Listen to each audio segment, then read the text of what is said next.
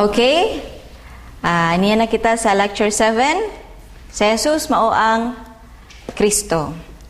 Diri gipamatud-an nga ang Kristo, okay, kay mao man ay mga panglantaw o mao ni paglaom sa mga taga-Israelita nga moabot gyud ang Kristo. Og kana nagpakita nga kini gyud si Jesus mao gyud ang Kristo tungod sa mga nahitabo sa iya nga kinabuhi nga maoy gipadayag pod sa daang tugon sa mga propeta kaniadto. Munang si Jesus mao ang Kristo. Una, unsa ang atong panglantaw kang Jesus? Unsa man gyud ato ang panglantaw mahitungod ni Jesus? Bisan gani karong mga panahona daghan kaayong mga nagkalain-lain nga mga panglantaw mahitungod ni Jesus. Sa henerasyon nato, bisan pa sa panahon ni Jesus atong mga panahona. Kung atong basahon diri sa Mateo 16:13-14. Yan niadto si Jesus sa yuta dool sa lungsod sa Cesarea Filipo ug dito nangutana siya sa iyang mga tinun-an. Sumala sa mga tao kinsa man ang anak sa tao. Mao ni ang pangutana ni Jesus. Sumala sa mga tao kinsa man ang anak sa tao. Sila mitubag sa 14, versikulo 14. May nagingon nga siya mao si Juan magbubunyag. Aduna po nagingon nga si Elias siguro ning tawhanan ni. O di ba si Jeremias kaani o lain nga mga propeta. Mao na ang ilahang mga pagpangagpas. Okay. Juan the Baptist kay ato mga panahon na si Jesus nakahimo biya siya pag-ayog mga nagkalain-lain nga mga nakahimo siya pag-ayog mga nagkalain-lain nga mga sakit. Ang bakol, kalakaw, bisan pa ang buta nakakita, bisan pa ang di ka istorya nakahimo siya pag-istorya. Mo na yung mga milagro, bisan ang patay nabanhaw, mo nang adunay mga pangutana. Kinsa man gyud ni si Jesus? Unsa man gyud ning iyahang gihimo? Asa man gyud ni siya gikan? Bisan karong mga panahon gani sa panahon nato karon, adunay mga pangutana. Sige ni si Jesus, usara kani siya ka propeta or usara ni siya ka maayong tao or usara kani siya ka magtutudlo. Aduna pag ani mga huluhungiho nga kun kinay kuno si Jesus o kinay kuno si Lucifer managsuon kuno. Mo na yung mga istorya sa kadaghanan sa mga tao sa atong mga henerasyon karon. Naay mga bakak nga mga pagtulun-an, naay kasabwag og mga bakak, mga istorya nga mga layo kaayo sa gitudlo diha sa Biblia. Okay? Ikaduha, unsa ang gipasabot nga si Jesus mao ang Kristo? Mao ni ang pangutana. Kay tawag mo siya Kristo, unsa may pasabot ana? Okay. Una, gituman ni Jesus ang buhat ni Kristo pinaagi sa cross o pinaagi sa pagkabanhao. Ang trabaho sa Kristo mo na siya nga mamatay, siya samaran sa ato ang mga sala and mabanhaw. Og si Jesus gituman na niya. Si Jesus namatay siya og nabanhaw siya. Munang natuman ni Jesus ang buhat ni Kristo. Kay mo man ipagpanangda, ang usa ka Kristo samaran tungod sa atong mga sila. Okay? Siya mapangos tungod sa ato ang pagkadautan. Ang silot nga alang unta kanato siya mo'y magpasaan. Og natuman na sa katauhan ni Jesus. Ikaduha, si Jesus ang tinuod nga hari nga nagsulbad sa problema kay Satanas. Aduna tay kaaway. Ug mauna siya si Satanas, gitawag siya og opposer sa English. Gitawag na siya og dautan. Gitawag na siya prinsipe aning kalibutan. Ug siya nagdumala sa mga butang ni ining kalibutan, nagmanipula sa mga tawo. Manang si Jesus ang tinuod nga hari. Unsa may trabaho sa hari? Mao na siya ang magpanalipod sa mga katawhan. Og siya ang muhatag sa tanan nga gikinahanglan sa mga katawhan. Muhari og magapauswag sa mga katawhan. Og siya ang tinuod nga hari. Kaya ang mga hari sa una, ang mga dinihugan, unsa man ang mga dinihugan? Okay, mao ang hari, ang pare ug ang propeta. Og si Jesus mao ang tinuod. Kaya ang mga pare, ang mga hari, ang mga propeta sa una mga pakyas na ay kinutuban ang ilahang mga kinabuhi. Pero si Jesus, ang iyahang naging harian, nilangtod hangtod sa kahangturan. Og siya wala siya'y sala. Walay bahid nga sala ang iyahang nga kinabuhi. Siya nagmadaugon. hangtod sa iyang kamatayon. Manang si Jesus ang tinuod nagsulbad sa problema ni Satanas. Og si Satanas mao na siya usa sa ugat sa mga problema. Manang ang Kristo mao gud si Jesus. Okay? Kristo. No, diya sa Bisaya, Christ, diya sa Greek, Hebrew, Messiah. Unsa may pasabot ana sa dihang maghisgot og Kristo? Ang dinihugan. Ang tinuod nga pare nga nagsulbad sa problema sa sala. Kaning duha, tulo. Pagkahimulag, problema ni Satanas, problema sa sala. Muna siya ugat sa mga problema sa mga tao nga kinahanglan sulbaron. Munang si Jesus, siya ang nagsulbad ana. Tinuod nga propeta nagsulbad sa problema sa tao nga nahimulag sa Dios. Sa diha nga himulag ang tawo sa Dios, walay kalipay ang kinabuhi, walay kalinaw ug walay katagbawan, walay pahulay ang kinabuhi. Permi lang gubot ang hunahuna ug wala silay gugma sa ilaha nga kasing-kasing. Mo nang si Jesus ang nagpasiguli nato balik sa amahan. Mo na nga si Jesus iyahang gihatagag kasulbaran ang problema sa mga tawo. Okay. Iyang gibuhat kining tanan pinaagi sa iyang krus o pinaagi pod sa iyaha nga pagkabanhaw. Manang diya sa pagkabanhaw kita nahimo nga matar. Kay kung si Jesus wala na banhaw, kawang lamang ato ang pagtuo. Og si Jesus namatay dito sa krus, kay kinahanglan siya nga mamatay para pag-ula sa iyaha nga dugo. Kay ang Dios balaan, dili siya gusto og sala. Ang sala kinahanglan bayaran. Ug mao kana ang kamatayon matud pa sa Roma 6:23. Pan si Jesus namatay siya, giula niya ang iyang dugo. Gituman niya ang trabaho sa usa ka Kristo, mao kana ang mamatay, mao kana ang magantos, mao kana samaran. Gituman na niya pinaagi sa cross, pinaagi pod sa iya nga pagkabanhaw. Ikatulo, gisulbad ni Jesus ang tanan nga mga problema nga moabot ingon nga sangputanan sa mga problema ni Satanas, sala ug ang katawhan nga nahimulag gikan sa Dios. So kining tanan gisulbad ni Jesus ang tanan nga mga problema. Sa diha nga masabtan nimo, maangko nimo kini nga bahandi. Mapadayag kanimo nga ang Kristo di ay mao di kini si Jesus nga namatay, gilubong siya ug nabanhaw siya. Wala nagapasabot nga wala nay problema nga moabot sa imong kinabuhi. Adunay problema. Apan ikaw gitawag ka og bulahan. Kaya nga naman madaugon ka. Mahimo nimo ang tanan pinaagi ni Jesus nga naghatag nimo og kusog.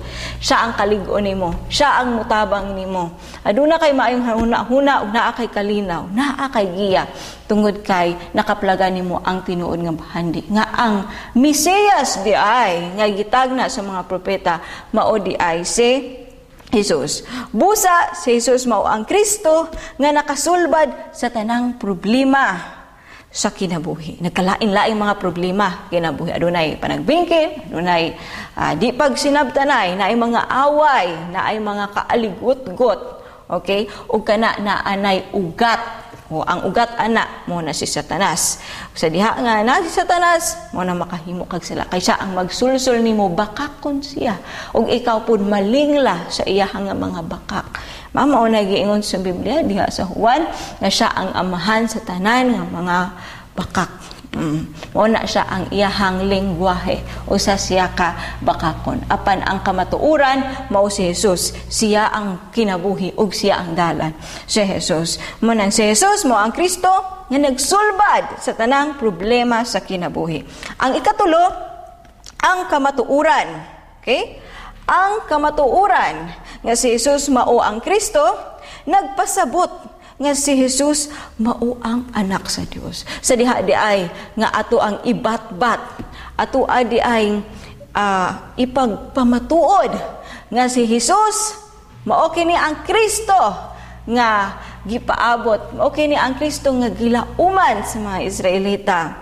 Nagpasabot kini nga si anak sa Dios. Matud pa sa Mateo 16:16 atong basahon sa 16 si Simon Pedro mitubag, ikaw mao ang Kristo. Dili lang diha ra kutob ang iyahang confession, ang iyahang pag-istorya kung kinsa si Jesus, iyahang gidugtungan, iyahang gisumpayan. Ang sumpay niya ang anak sa buhi nga Dios. So the fact that Jesus is the Christ, nagpasabot ka na nga siya ang anak sa Dios. Kung atong basahon diha sa Mateo 1:18-23, ato ang basahon diri, mao kini ang kaagi sa pagkatawo ni Hesukristo. Ang iyang inahan nga si Maria ni adtong panahona gitakda nga maminyo kang Jose. Apan sa wala pa sila magtipon, nakamatikod si Maria nga nagsabak siya pinaagi sa gahom sa Espiritu Santo. Si Jose nga iyang pamanhunon, tawo nga matarong og dili buot nga pakaulawan niya si Maria at tubangan sa mga tawo. Busa na plano siya sa pagpakigbulag kaniya sa hilom. Okay? So samtang naghuna-una si anini, nipakita kaniya ang usa ka anghel sa Ginoo pinaagi sa damgo og miingon, Jose, kaliwat ni David, ayaw kahadlok sa pagpangasawa kang Maria, kay siya nagsabak pinaagi sa gahom sa Espiritu Santo, anak siya batang lalaki ug nganli siya Jesus, kay luwason niya ang iyang katawhan gikan sa ilahang kasalanan. Dire sa Mateo 1:18-23, ang kaagi sa pagkatawo ni Jesus nga ang iyang inahan mao si Maria. Okay? Nagsabak siya. Katong iyang sabak, dili to kang Jose, kundi lalang to siya sa Espiritu Santo, gahom sa Espiritu Santo. Tiaw ni mo nang pagkabalo ni Jose, nagplano siya nga bulagan sa hilom si Maria. Apan tungod kay nagpakita niya ang anghel pinaagi sa tao, nasabta niya nga ang gisabak ni Maria kato di ay lalang gahom sa Espiritu Santo. Kay si Jesus, siya ang muluwas sa katawhan gikan sa kasalanan. O kining tanan nahitabo aron matuman ang giingon sa mga propeta, ang usa ka putli nga babaye nga batan-on magsabak niya mga anak ug batang lalaki, nganlan siya og Emmanuel. Natuman ang pagpanagna ni Isaiah sa 7:14. The virgin, usa ka babaye, ulay, manamkon og usa ka batang lalaki. So kini diri gipadayag nga si Jesus mao ang anak sa Dios pinaagi sa iyaha nga pagkabanhaw. Okay? Declared with power to be the Son of God. Pinaagi sa iyaha nga pagkabanhaw gikan sa mga patay. Mao ning nagpasabot nga anak gud siya sa Dios. Si Jesus mao gud ang Kristo, the Son of the living God. Muna kung imong basahon ang Roma 1:4, ug sa iyang espirituhanong pagkabalaan, gipadayag siya nga anak sa Dios uban sa dakong gahom pinaagi sa iyahang pagkabanhaw. Anak sa Dios, gipadayag kana o giunsa man pagpadayag pinaagi sa iyahang pagkabanhaw. Gipamatud-an guna. Wala lang taga-istorya diri nga anak siya sa Dios ug walay pagpamatuod. Iyahan ang gipakita, iyahan ang gipamatud-an na banhaw si Jesus gikan sa mga patay. Grabe ang natamo niya nga mga labod, pagpakaulaw, pero nakita nato gipadayag diha sa Biblia nga pagkatulo ka adlaw na banhaw si Jesus ug kana gapasabot nga anak siya sa Diyos. So, si Jesus, para matuman niya ang trabaho sa usa ka Kristo, muabot siya nga walay sala. Munang lalang siya sa Espiritu Santo. Walay union between Maria and Jose. Imo makita diha. Munang katong pagsabak ni Maria, nagpakita to siya nga si Jesus, wala to siya sala. Okay? So, he had to die without sin. Wala siya sala kay pinadalaman siya gikan sa langit og mamatay siya para sa mga makasasala. Kay kita nga mga tao makasasala ta. Okay, nahimulag na ta. Kung atong balikan ang lecture 3, ang tanan nga problema nahitabo tungod sa kasabutan nga naguba. Pinaagi sa pagkaon ni Adan ug ni Eva. Pinaagi sa ilahang dili pagkamatinumanon sa sugo, sa kasabutan. Okay, unsay giingon diha ang kasabutan, kung mukaon ka, mamatay ka. Kung mauto ang nahitabo, manang kita namatay ta. Adunay kamatayon sa ato ang mga kinabuhi. Everything there is perfect. Okay? So, ato ang padayunon. Ato ang padayunon. Okay, padayunon nato ang Lecture 7. Nanata sa ikaupat nga bahin. So si Jesus mao siya ang Kristo ug mao ni siya ang kasabutan sa ebanghelyo sa maayong balita.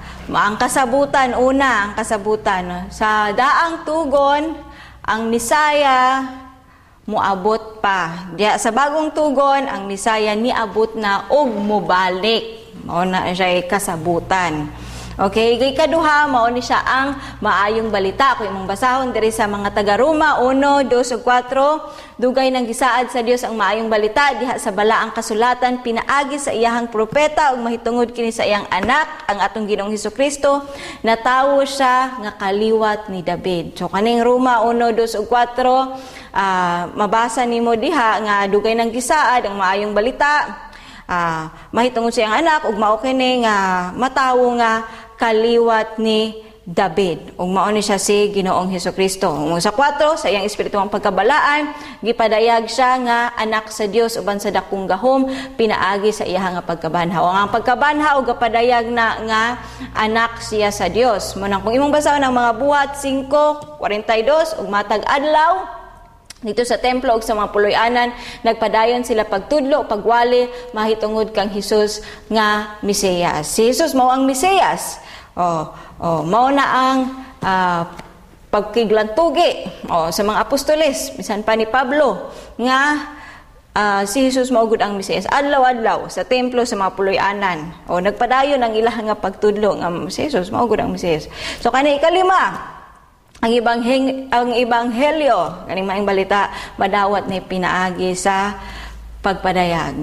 Padayag ni diha nimo. Madawat nimo ni kini nga maayong balita ug naay mga suporta sa mga bersikulo sa Mateo 16:17 giingnan siya ni Jesus, bulahan ka gayod Simon nga anak ni Junas kay wala kini ang gipadayag sa tawhanong paagi.